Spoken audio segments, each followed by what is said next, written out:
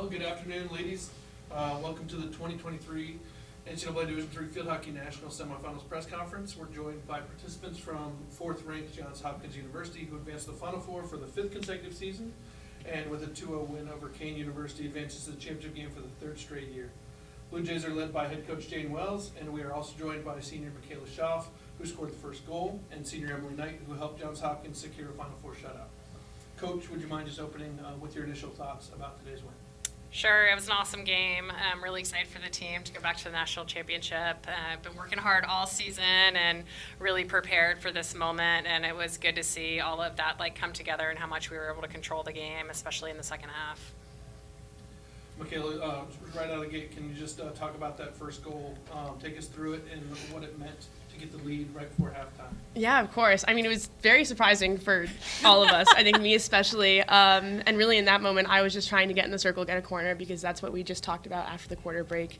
I think initially we were struggling to kind of have a consistent attack and have good goal-scoring opportunities. So I remember taking the end line, earned a foot. They let me keep playing with advantage, and then I saw that far post open. And we had also just talked about releasing the ball sooner on the baseline, but I saw the opportunity and took it. And it was, very exciting to get that first goal and get that lead. And I think it gave us all more confidence heading into the second half. Coach, can you talk about, does she have the green light on the baseline, like tough angle? Yeah, of course. Mikayla always has a green light. Just amazing to see that opportunity come together for us and for Mick to be able to convert there. It's not really a space that she's typically in, and so it was cool to see her there. One of the things that we've been talking about, especially the last few weeks, is getting across the field a little bit more and being more willing to get out of our shape and out of position to create opportunities. And so it was awesome to see that work out. Emily, it looked like in the early stages, obviously right out the opening whistle, they come down and get a corner. Was there anything you said to the defense to lock in after that point? Because Hopkins controlled pretty much the match after that. Yeah, I think that we just kind of started. We knew that they have some really strong attacking presence on the field, and starting the quarter off, we definitely just kind of had to reset a little bit. And I think getting ready for that corner and just going into it, we had the mindset of okay, it happened. We're going to get rid of the ball, get it out of there, and it's not going to happen again. And I think at the quarter breaks, we focused on some really important things, just managing those few attacking players and just working really well together as a team, knowing when to be behind one another, helping each other out. And I think that we just played an awesome game of team defense, essentially, and that's why we were able to pretty much shut them down in the second half attacking-wise. Yeah, the second goal came, it looked like they stopped the initial push, got a save, maybe even two. Grace came through and stuck in that second one, sticking with the play. How important was that goal? Can you also talk about the steps that Grace has taken forward for your offense this year? Yeah, it was massive for us to get that second goal, and I think it really shifted the momentum of the game a little bit more even, and so it was nice to feel like we were really in control, especially after that second goal went in. Grace has done an awesome job this year. She's just a sophomore, and we've expected a lot of her, and she's really stepped up into a bigger role with the team this year, and especially down the stretch in playoffs. She's a player that's constantly wanting to know what else she can do to support the team and what she can do better, and so it was good to see her put that one in. You got another goal off a corner today. You guys have had such success off the penalty corners. Can you talk about how much confidence, I'd like to hear from all three of you, how much confidence you have in the team in those moments? I can start. The growth from last year to this year, I think a lot of that has to do with we've kind of changed the way that we do our attacking corners, trying to put more people around cage and pick up those rebounds and put the ball on goal. So I think we've been more successful this year because of that. And I think we also just have a lot of different people who can score from different positions, so it's not one person taking the shot every single time. So we have a lot of confidence in each other. Mm-hmm. And I think one thing, too, is, going into the tournament, having the mindset of, we get this corner, this may be one of the only attacking opportunities we get in a game, and so we really have to capitalize on that. And I think that mindset is something that's really helped us because everyone is really just, wanting to put the ball in, staying persistent in the play, and I think that's been really key to our attacking opportunities. Can you talk about, Coach, the experience of this team, obviously, the way things have gone the last several years for you and how it prepares you for this moment? Yeah, it's a great group. One of the things I've been talking about a lot is the learning that stays with the program, so that each generation or year of players is passing down to the next. And our current seniors have like been to 3 national championship games in their 4 years, with their first year being canceled because of COVID. And so it's just amazing to see the poise that they have under pressure and knowing how to kind of manage the clock and manage the game in some of these tougher situations when the pressure's really on. It's been really exciting to see that growth within the program and kind of it sticking with the younger players as each class moves on. Sure, from a player's perspective, is it now kind of an expectation to get to this level?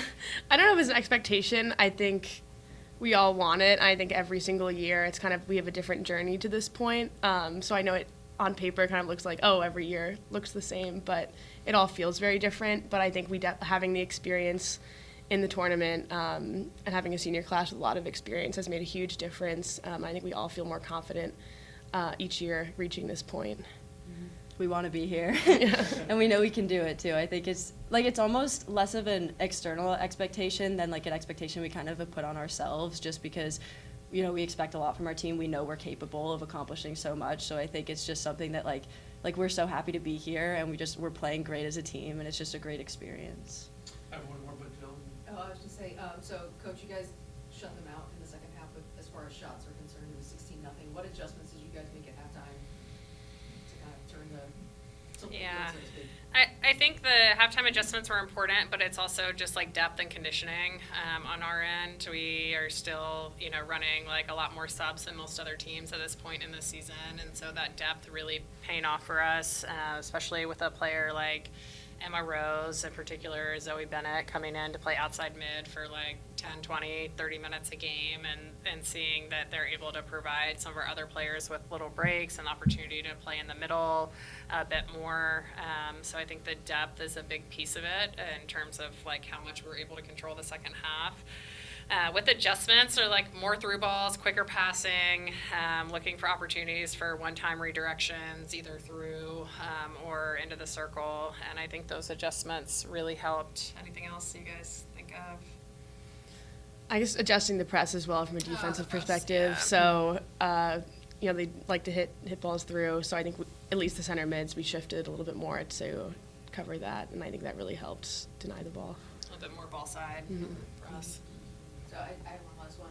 We talked a lot about Kenzie and what she means to the program, and you know, the impact that she had on you guys this year. And what did it mean to have Kenzie's family here today for the game? I mean, I think it's been awesome just to have them here, just have them with us. You know, it just kind of feels like Kenzie's here with us. Like, obviously we have the ribbons, the numbers, but I think having her family here and like seeing how much they really support us and are part of this team, I think has just been awesome to have them here with us. One last, just looking ahead, you get the day off. You didn't know that started last year. You got the day off between the championship as well. You either play Babson or Middlebury. You're both very familiar with both of them. What will the next 48 hours look like? How much will you get to celebrate this way? And what are your plans for tomorrow? You know, going into the championship on Thursday. Yeah, we don't have many plans yet, or try not to plan ahead too much. We did prep a little bit more film than we normally do for potential Sunday game, and really excited for the opportunity to play in that game. I think the biggest thing is like rest and recovery at this point, and then making sure that we're getting to watch the game this afternoon and pick up a few little things here and there. And that's for our players more about like the individual matchups, like for Emily, watching their left forward and kind of seeing what her habits are, and making sure that we're paying attention to it in that like detailed, specific way, rather than just like watching the game to watch the game. And that will save us some like time going into preparation for tomorrow. It is like still a tight turnaround. Our practice is at 10 a.m. And so for James and I, we have to get all the like film and scout prepped and all that stuff done by breakfast in the morning. But then we'll get to really enjoy the day tomorrow because of that. And so I think that's a fair trade-off. We had the same thing on Thursday where we were kind of done for the day at 11:30, and that will afford us some time to really enjoy the experience together. Well, we want to congratulate you again on the tremendous win and wish you the best of luck in the finals. Thank you. Thank you. Thank you. Great job, you guys. Good job.